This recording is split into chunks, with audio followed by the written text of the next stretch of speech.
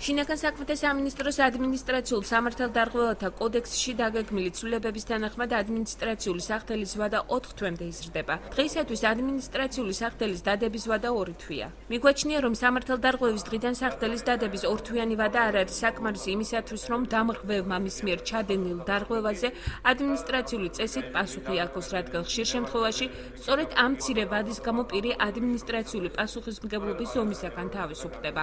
არის ფაქტები, როცა სამართალდამრღვევის დაკავება ძირითადად ხდება სწორედ 2 თვიანი ვადის გასვლის შემდგომ, რის გამოც შეუძლებელია სახთელის ზომის გამოყენება და სამართალდამრღვევი პირი სახთელდაუდებელი რჩება. განმარტავს შინაგან საქმეთა სამინისტრო კანონპროექტის თანდართულ განმარტებით ბარათში.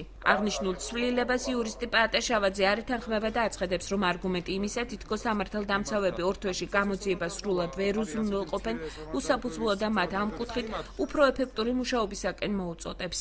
ჯობს ტერიტორიულმა ორგანოებმა უფრო მეტად ეფექტური და აქტიური გახადონ თავიანთი მუშაობა და ჩაეტევიან ძალიან კარგადაც ისეთი უმნიშვნელო საკითხის მოგვარებაში, რასაც თქვა ადმინისტრაციის სამართალდარღვევა და სამართალდარღვევის მიმართ ჩამდენის მიმართ თქვა პასუხისმგებლობის საკითხის დაყენება. ეფექტურ მუშაობაში გულისხმობთ იმას, რომ ეს არ არის დანაშაული. ეს არის სამართალდარღვევა. ადმინისტრაციის სამართალდარღვევა და თუ კი სამართალდამცავი ორგანო იმდენს ვერ ახერხებს დღევანდელ საქართველოში განვითარებული ტექნოლოგიის პირობებში, რომ 2 თვიან ვადაში ჩაეტიონ პასუხისმგებლობის ზომების მისაღებად, ცხადია, რომ 4 თვიანი ვადა მით უფრო ვერ უშველის ამ საკითხის მოგვარებას და გამოსავალი ამ საკითხიდან. სწორედ ეს არ არის. უფრო მეტად მე ვფიქრობ, რომ გამოსავალი ამ საკითხთან მიმართებაში იქნება მუშაობის უფრო მეტად ეფექტურობა.